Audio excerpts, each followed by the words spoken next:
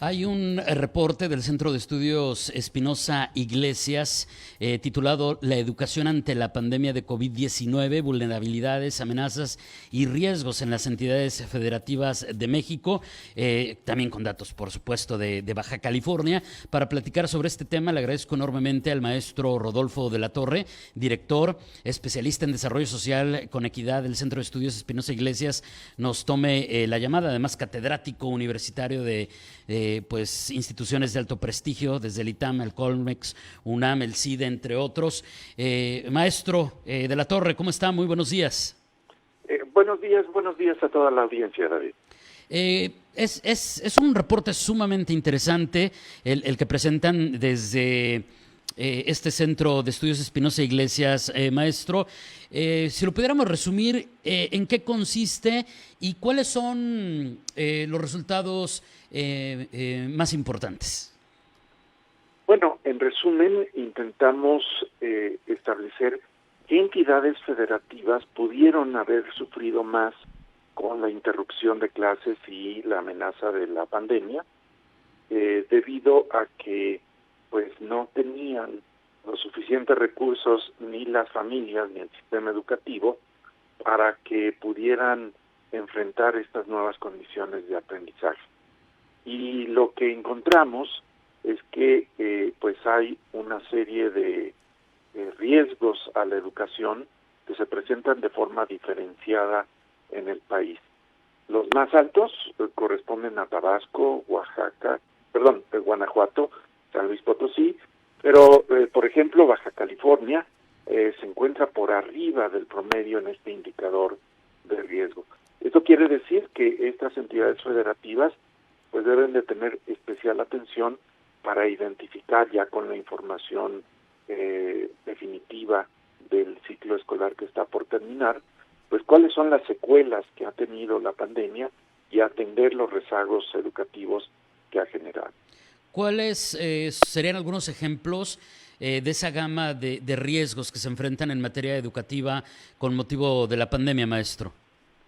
Bueno, el riesgo tiene dos componentes. Por un lado, tiene que ver con que los hogares no cuentan con los recursos para poder enfrentar una situación de aprendizaje de los niños y niñas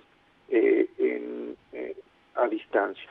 Y por ejemplo, podemos ver que en el país, pues prácticamente 63% de las viviendas no cuentan con una computadora, casi la mitad no tiene acceso a internet, y esto significa que pues no están en posibilidades de sacarle provecho a la educación a distancia como aquellos que sí cuentan con estos servicios. Pero por otro lado, también en los sistemas educativos de los distintos estados pues ya arrastran una historia de rezagos que con la pandemia pues se hacen más complicados. Por ejemplo, la tasa de abandono escolar, pues a pesar de que es 5% en el país, puede llegar al triple en la educación media superior, y esto significa pues que ya hay problemas para que se retengan a los alumnos, y todavía se multiplican con la pandemia. Y finalmente, bueno, la pandemia misma nos trae disrupciones al aprendizaje dentro del hogar. Cuando un familiar se contagia o llega a fallecer, pues eso hace muy complicado la continuación de los estudios, y en muchas ocasiones determina que las personas pues simplemente no puedan seguir en la escuela. Este es el tipo de riesgo que estamos identificando. Ahora, cuando vamos al lado pues un poquito más optimista de la moneda, maestro de la Torre, y vamos a Baja California, por ejemplo, aunque también tengo entendido que por ahí en esa misma categoría están otras entidades como Nuevo León, respecto a que estamos en condiciones relativamente mejores. ¿Por qué estamos relativamente mejor? ¿Cuáles son los factores que nos han ayudado a que nuestra crisis no sea tan severa como las otras entidades que nos comentaba? Bueno, en el caso específico de Baja California, hay que mencionar que las personas, los hogares, pues tienen menos vulnerabilidad a esta situación de aprendizaje a distancia. ¿Por qué? Porque en el estado se encuentra una mayor conectividad, mayor acceso a equipo de cómputo, mayores espacios en la vivienda. Por supuesto que hay desigualdades dentro del estado, pero respecto a otras entidades federativas, pues está en mejores condiciones. El sistema educativo en Baja California, sin embargo, pues sí enfrenta retos importantes, y a pesar de que es más vulnerable que el promedio nacional, pues no se encuentra dentro de los 10 estados cuyo sistema educativo pues ha tenido más severos problemas. Quizás el problema de Baja California tiene que ver más con que la amenaza de COVID se ha presentado pues con mayor intensidad que el promedio del país, y esto hace que pues el aprendizaje en el hogar se complique cuando, como comentaba, pues hay contagios o fallecimientos. Aún así, Baja California escapa a los 10 primeros estados que tienen pues más contagios o fallecimientos, a pesar de que, insisto, se encuentra por arriba del promedio nacional. Este es el panorama en general que coloca a Baja California, pues sí, arriba del promedio nacional en términos del riesgo a su educación, pero no en los primeros lugares. Muy bien. Y me imagino, digo, el sentido común, pero me dice, aunque usted es el experto, maestro de la Torre, que pues esto tiene efectos a mediano plazo, a largo plazo, no solamente los inmediatos. Y por ejemplo, uno de los que veo también por otros temas que hemos desarrollado con ustedes, que hacen estos estudios en el Centro de Estudios Espinosa Iglesias, pues esto también afecta a la movilidad social. O sea, todo esto se va a traducir, si no se buscan mecanismos para el equilibrio, pues entonces en personas que se van a quedar en desventaja, pues. Efectivamente, nosotros identificamos que en el país los hijos en promedio rebasan en educación a los padres más o menos en 2 años de escolaridad.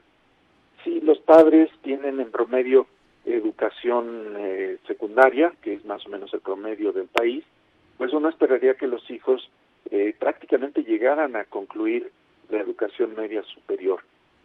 Pero con esta situación identificamos que se pueden perder hasta 6 meses de escolaridad efectiva, lo cual significaría pues una pérdida de casi 30% de la movilidad social educativa de una generación a otra.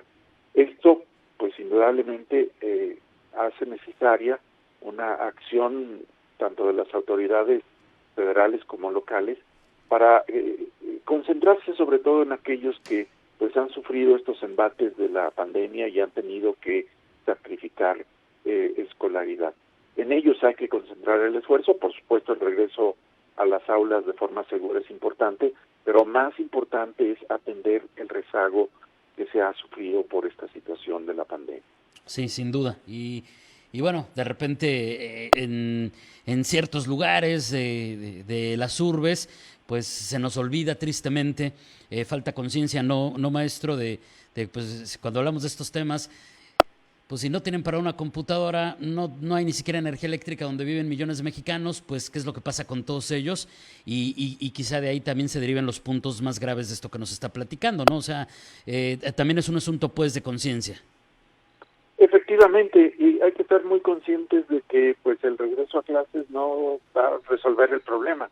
Apenas vamos a tener las condiciones para comenzar a atacarlo, y efectivamente también esto va a generar mayores desigualdades en el país entre entidades federativas, pero al mismo interior de las entidades federativas, que como usted bien apunta, pues sufren de desigualdades como que algunos no tienen computadora o electricidad, mientras que otros tienen muy buena conexión a internet, computadora, es decir, todo lo necesario para no tener tanto rezago educativo. Así es que hay que estar sobre ese problema de desigualdad.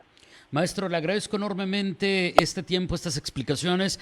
Antes de despedirnos, quien quiera conocer más del Centro de Estudios Espinosa Iglesias o específicamente sobre este reporte, ¿cómo los pueden encontrar?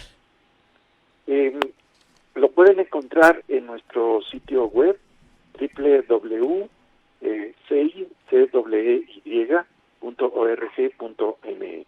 Sí, Iglesias es con Y al principio, para quienes nos están escuchando por radio y no están viendo los gráficos de nuestra transmisión con video, nada más para que lo encuentre, por eso es así, CEEY. Maestro, muchísimas gracias, que tenga un excelente jueves, muy buenos días. Un gusto estar con ustedes, buenos días. Es el maestro Rodolfo de la Torre, director especialista en Desarrollo Social con Equidad del Centro de Estudios Espinosa Iglesias.